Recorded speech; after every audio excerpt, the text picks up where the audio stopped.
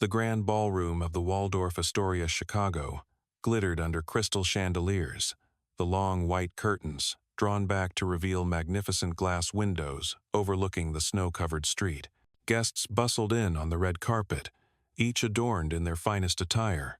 They laughed, raised their glasses, and exchanged business cards, as if this were a stage reserved for a class of people they believed no one else could touch.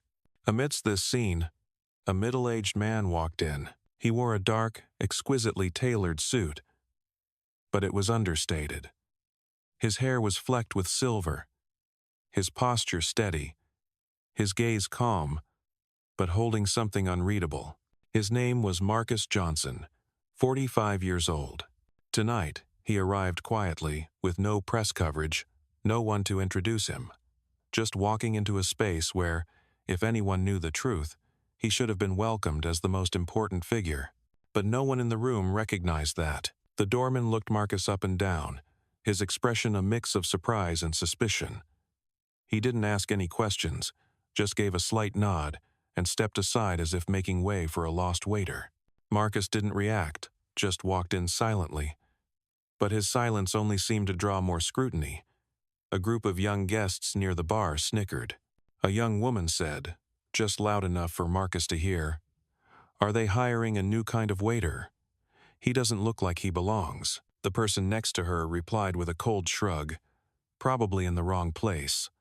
Maybe he's looking for the kitchen." Marcus kept walking. The atmosphere around him grew thick. The chatter and laughter suddenly shifted.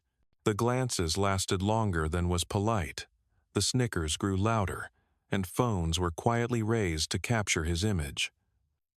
A voice called out from behind, a man's voice dripping with mockery. "Hey, buddy, which table are you looking for? You must have the wrong room."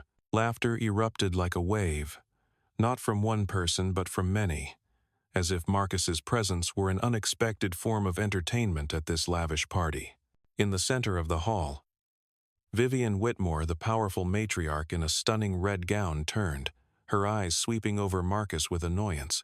Her expression was haughty, and she said, loud enough for everyone nearby to hear, "Chicago really has changed.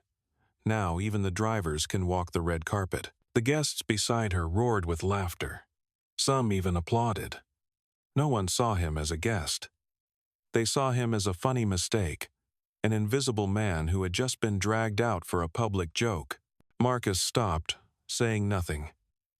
He didn't explain, didn't defend himself. His eyes scanned the crowd, meeting the mocking faces, the smug smiles, and the few averted, embarrassed glances that remained silent. That silence was colder than the ridicule, because it said that in this room he did not exist. The laughter echoed through the hall, and amidst it, the voice of another man, Chad Whitmore, the son of the host family, rose above the rest. He held his phone high, pointing the camera at Marcus, and spoke loudly for his live stream audience to hear. "Tonight, the Whitmore Gala has a special guest. Not a billionaire, not a politician, but our very own table busser, who seems to have wandered in looking for free food, is Heme." The crowd roared with delight, the laughter mixing with the notification chimes from their phones as a flood of live comments appeared. Marcus stood still, his hands gently clenching and unclenching, his breathing even. Not a word of protest, just a stillness, a quiet that made a few people farther away feel a brief shiver. But the feeling was quickly drowned out by the laughter and taunts. If you have ever felt excluded from a place where you had every right to be, you will understand what Marcus was enduring. Perhaps that's why many people, upon hearing this, will want to leave a comment under this video. Because sometimes, sharing your own experience is a way of standing with someone who is being pushed to the margins. In a far corner, Sophie Whitmore, the youngest daughter, approached with a sweet smile but ice-cold eyes. She held a glass of red wine and said in a friendly tone, "Let me help you. You must be thirsty." As Marcus reached for the glass, she suddenly tilted her wrist. The wine spilled all over his suit, the red stain spreading quickly. Sophie cried out dramatically, "Oh, How clumsy of me. I'm so sorry." But her voice was laced with sarcasm. The crowd roared with laughter, and some moved in closer with their cameras. In that moment, Marcus looked down at his stained suit. He took a slow breath, his expression unwavering. He was no stranger to contempt. But this was different, because this place wasn't just a party. It was the stage for people who thought they owned the city. And right now, they were treating him as nothing more than cheap entertainment. No one in that room knew who Marcus Johnson was. They didn't know he was the head of a $68 billion corporation. They didn't know that this very party existed because of a contract about to be signed with his company. And they certainly didn't know that a single decision from him could wipe out everything they were clinging to. Listeners at this point often ask themselves, if it were me, being turned into a joke by an entire room, how would I react? It's not an easy question, but perhaps, if you have ever been neutralized in a place where you held all the value, you will understand why I recommend subscribing to this channel, so that as the story continues, you don't miss how a person can turn humiliation into strength. In that moment, no one realized that Marcus Johnson's silence was the sign of a storm waiting to be unleashed. The snow continued to fall outside the hotel window in Chicago that night, a white blanket covering the city. But in Marcus Johnson's mind, the scene before him was a mirror, reflecting an old memory. He had stood on the sidelines before, had been treated as invisible since he was a boy in a poor neighborhood in New Orleans. In those days, his mother's home was a cramped, rented apartment with a roof that leaked every time it rained. His mother, Rose, worked day and night, cleaning a school in the morning, working a shift at a laundromat in the afternoon, and then going to someone else's house to cook and clean in the evening. She never complained, only said, "Marcus, you have to get an education. People can look down on my job, but they can't look down on your knowledge and your will." Marcus never forgot going to school with worn-out shoes, being mocked by his classmates. He never forgot standing outside the grocery store, counting his coins to buy a loaf of bread. And he never forgot the way society had pushed him aside, just because of his skin color, just because he was poor. But instead of turning to bitterness, those memories became his motivation. He told himself that one day he would create a new path, a place where people like him would no longer be pushed to the margins. At 19, Marcus was attending community college and working as a stocker at a local supermarket. He observed everything, from how the goods were displayed to how customers made their choices. He realized that not all fancy supermarkets served ordinary people well. Many focused only on profit, forgetting the real needs of the majority. From that, an idea was born, a chain of retail stores that offered both quality and fair prices, but more importantly, respected every customer who walked in. The beginning wasn't easy. He pooled money from friends, took out a bank loan, and opened a single small store on the outskirts of New Orleans. In the early days, Marcus was the owner, the delivery boy, and the janitor. He knew every customer by name, asked about their families. An old woman who lived nearby once recalled, "When I didn't have enough money for groceries, Marcus let me take them home and said, 'You can pay me later.' I knew he wasn't rich, but he always put people before money." That store slowly grew. After 10 years, the Johnson Retail Group had stores in several southern states. 20 years later, it had become one of the largest retail chains in the United States, with thousands of supermarkets and convenience stores across the country. The company was valued at $68 billion. The business magazines called Marcus the anonymous CEO because he rarely gave interviews and avoided the spotlight. He would only appear at scholarship ceremonies or community events, then quietly retreat. In the financial world, everyone knew the Johnson Retail Group, but very few knew Marcus Johnson's face. It was this anonymity that had created the moment tonight, a room full of wealthy elites who had no idea that the man they were mocking was the very person holding the pen that could write or erase their future. Some might ask, why wasn't a man who had endured so much injustice bitter? Why did he still maintain his composure instead of retaliating with the wounds of his past?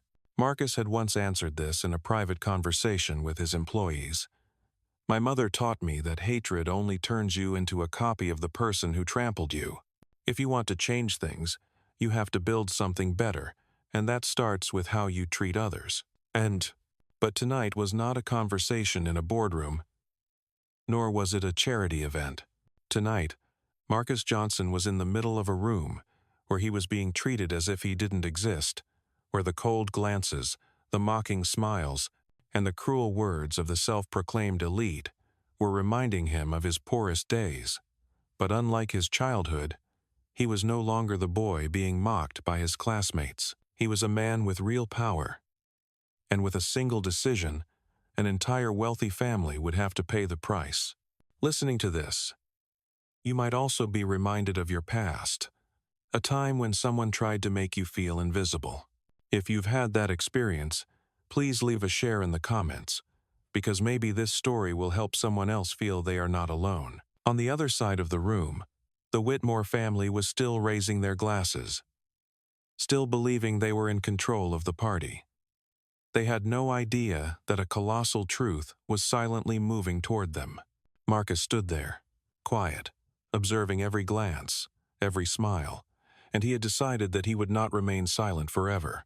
The music in the grand hall continued to play, the sound of violins mingling with the clinking of crystal glasses, creating a seemingly perfect picture. But behind the light were people desperately clinging to a luxury that had long since begun to crack.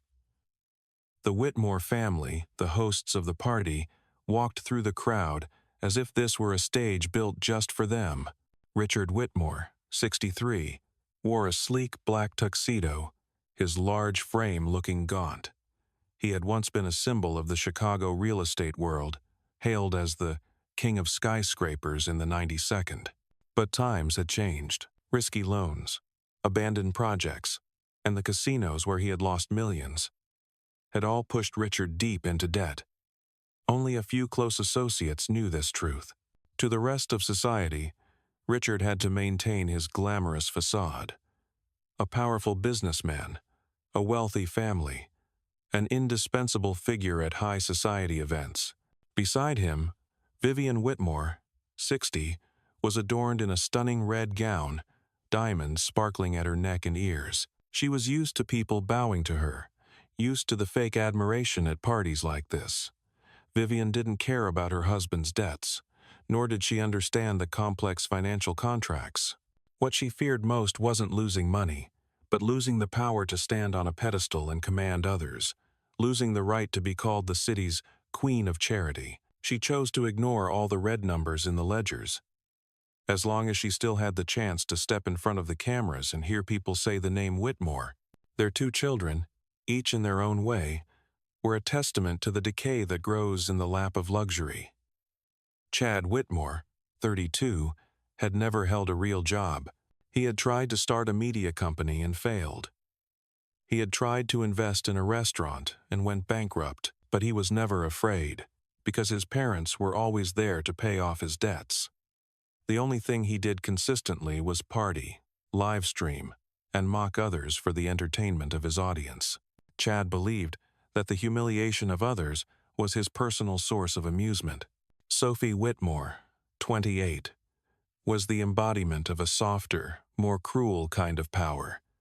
Her beauty, her charming smile, and her clever words made it easy for her to manipulate others. The fashion magazines called her the Princess of Chicago, and she always appeared in street-style photos with an air of effortless chic, but inside, she was cold and ruthless.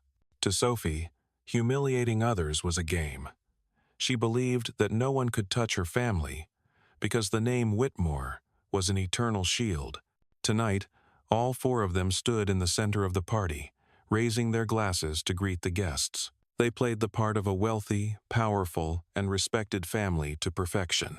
Richard shook hands with investors, forcing a smile while his heart pounded, knowing that if the contract with the Johnson Retail Group fell through, the entire Whitmore empire would collapse within months.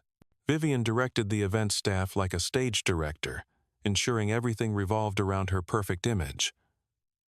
Chad was busy live streaming, reveling in the surge of viewers, thanks to his clip mocking Marcus. Sophie basked in the admiring gazes of the sycophants, but in her mind, she was still replaying the laugh she'd had when she deliberately spilled wine on Marcus's suit.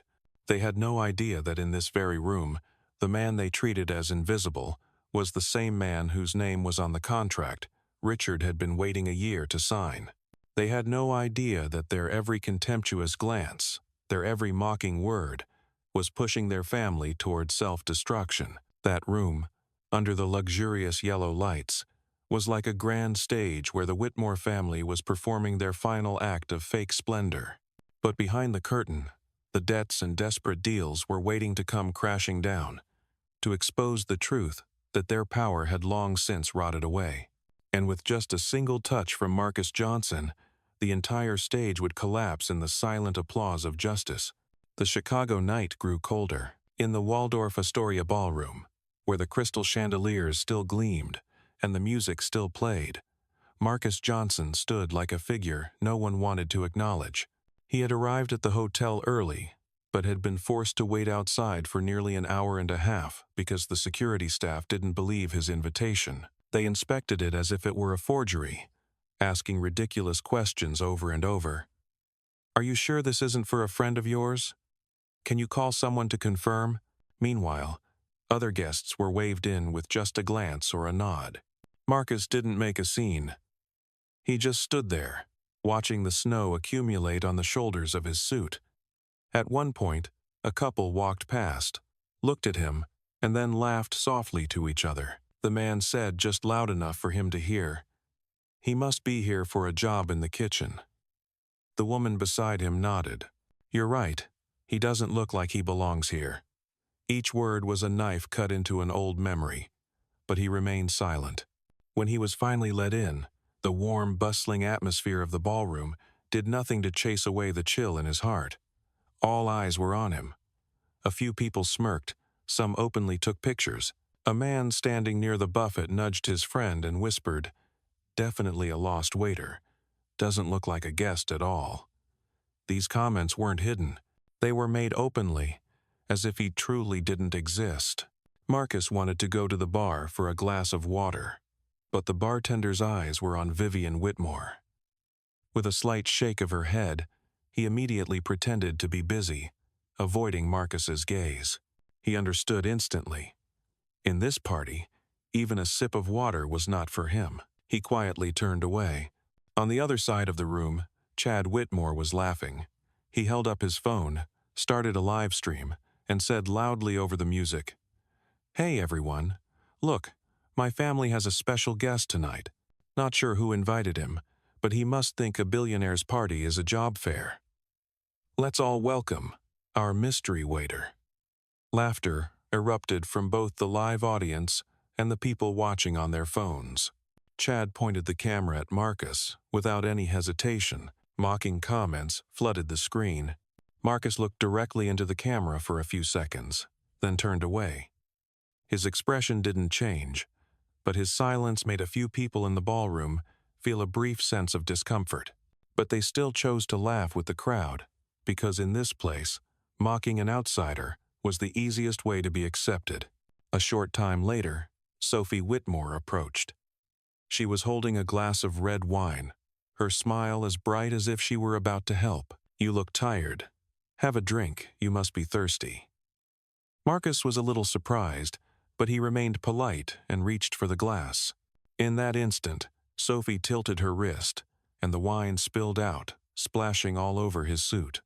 The dark red stain spread quickly in front of the entire hall. Sophie pretended to be shocked, covering her mouth. "Oh, I'm so sorry, I'm so clumsy." But the corner of her mouth was turned up in a smile she couldn't hide. A roar of laughter exploded. Someone clapped, and then the whole crowd was laughing. "Look at him. He can't even hold a glass," someone shouted. Chad held his phone up close, yelling into the camera, "See everyone? Now this is real entertainment." Marcus looked down at his stained suit. He didn't move, didn't speak. The laughter around him grew louder, because his silence was mistaken for helplessness. People began to walk past him, leaving behind comments as sharp as blades. How pathetic. Why did they let someone like this in? He's really ruining the party. That room turned him into a public joke. No one stood up for him. No one stopped the humiliation. They saw it as entertainment, his silence as weakness. But what they didn't know was that his stillness wasn't submission. It was the calm before a storm. There, amidst the mocking laughter, Marcus Johnson understood that all the injustices of his life, from his poor childhood, the times he had been pushed away, to this very moment, were all converging. He stood still, listening, observing, and letting them believe he was nothing. Because only then would his response be something no one could have imagined. The laughter in the room was still loud and boisterous, as if someone had just watched a priceless comedy. People were still clinking their glasses, still pointing at Marcus Johnson as a strange form of entertainment. But amidst the noise, a sound rang out so clearly that a few people nearby froze. The ringing of a phone in Marcus's suit pocket. He pulled it out and answered. The voice on the other end was firm and clear. "Mr. Johnson, the $3 billion partnership contract with the Whitmore family is finalized. We're just waiting for your signature to announce it tonight. Would you like me to proceed?" A few people standing close enough to hear the words, $3 billion, immediately exchanged confused glances. But most of the room just laughed louder, assuming he was pretending, or that it was just someone exaggerating. Chad laughed the loudest, pointing his phone right at Marcus's face, his voice dripping with sarcasm. "Did you hear that? Now he's playing the part of a billionaire. He really knows how to keep us entertained." Marcus didn't look at Chad, nor did he look at anyone else. He lifted his eyes and looked directly at the center of the room, where Richard and Vivian Whitmore were standing, surrounded by their guests. His voice was low, cold, and every word was crystal clear. "Cancel it. Immediately. All of it. This family is not worthy." The room suddenly went silent. The violin was still playing, but it sounded out of place, absurd in the atmosphere that had just been shattered. Richard spun around, the color draining from his face. Vivian leaned forward, her eyes wide with disbelief. Sophie stopped mid-stride, and Chad lowered his phone, the smile frozen on his face. Marcus put the phone back in his pocket, and then slowly pulled out a black business card, the silver engraving sharp and clear. Marcus Johnson, founder and CEO, Johnson Retail Group. He held it out to Richard. The small card landed in Richard's hand like a ton of iron. He read it, his lips trembling, his eyes glued to the text. Beside him, Vivian snatched it, read it, and then stumbled back a step, her face ashen. Not a single person in the room spoke. All the people who had just mocked him, who had roared with laughter when Sophie spilled the wine, now stood in stunned silence. A few phones were hastily turned off, but it was too late. Everything had been recorded. Marcus turned to look directly at the Whitmore family, his voice cold, without a hint of a tremor. "You all thought I was an outsider, unworthy of being in this room. But the truth is, with a single signature from me, your entire family gets to survive another day. And now, I'm choosing to end it." Richard stepped forward, his voice cracking. Please, let us explain. We didn't know who you were. If we had known..." But Marcus cut him off with a single short sentence. "You knew I was a human being. That was enough." Sophie, for the first time that night, had lost her arrogant smile. She looked down, her lips moving but no sound coming out. Chad backed away, his phone clattering to the floor, the screen still showing the footage of him laughing just a few minutes ago.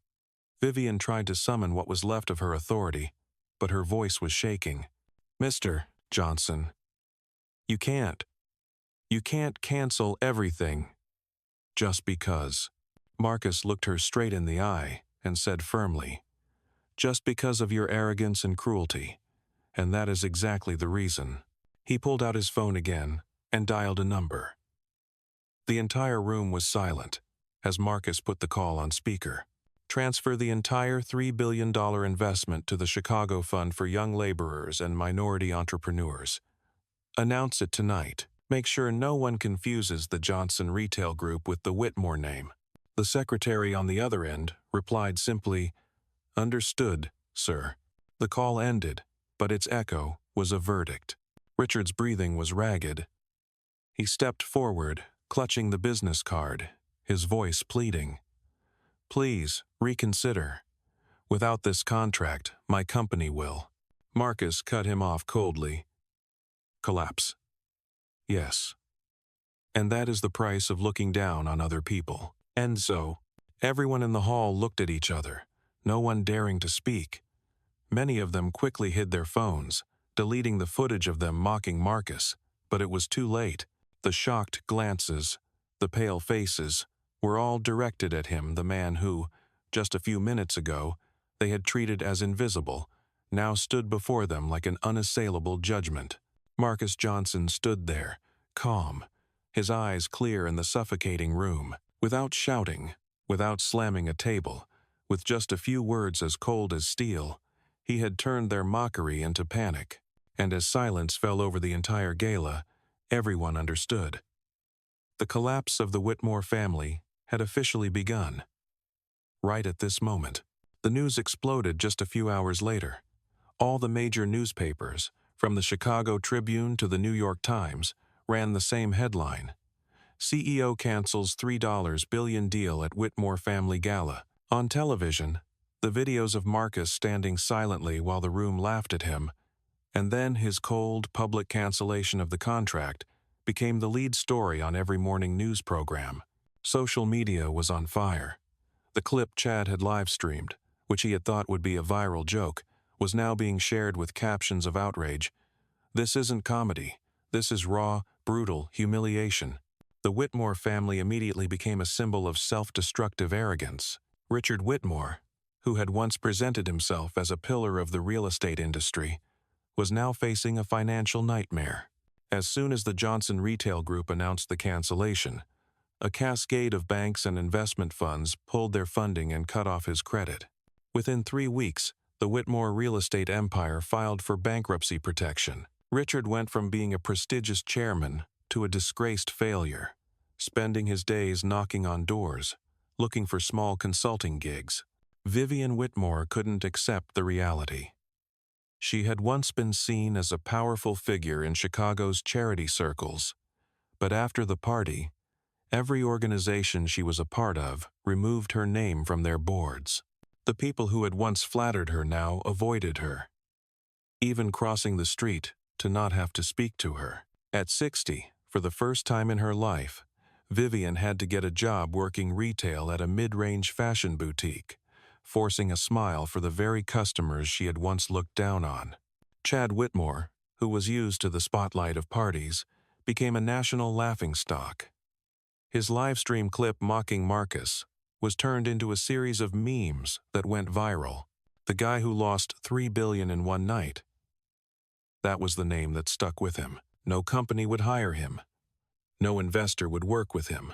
After his family went bankrupt, he had to rent a small, run-down apartment and work odd jobs at a bar, where customers would often recognize and mock him. Sophie Whitmore, who had once been hailed as the Princess of Chicago, had to withdraw from all social events. The clip of her deliberately spilling wine on Marcus's suit was replayed on television as proof of her cruelty. No one invited her to events anymore, and fashion brands quickly canceled all their promotional contracts with her. To survive, Sophie had to take a job as a receptionist in a small office, facing the contemptuous stares of others every day.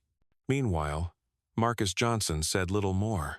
After that night, he issued a brief statement.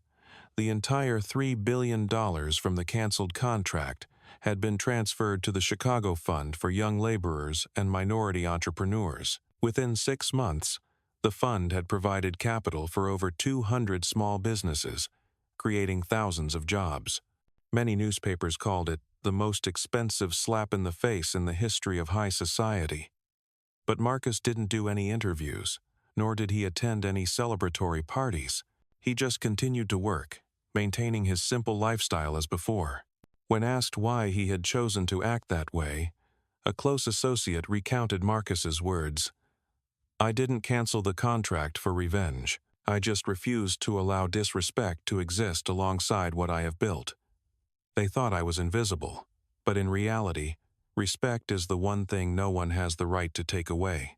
A year later, the name Whitmore had vanished from Chicago.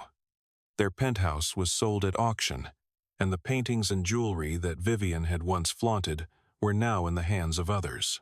On the internet, the old videos remained, a reminder to everyone that in one night, Arrogance had wiped out an entire dynasty. The Johnson Retail Group, however, grew stronger than ever.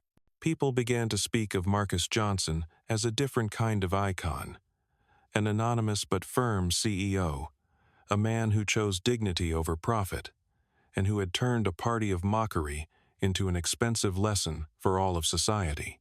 Without any grand pronouncements, the story itself had become the message. Respect is a currency that never loses its value, and when a family chooses to trample on it, they don't just lose a contract, they lose everything.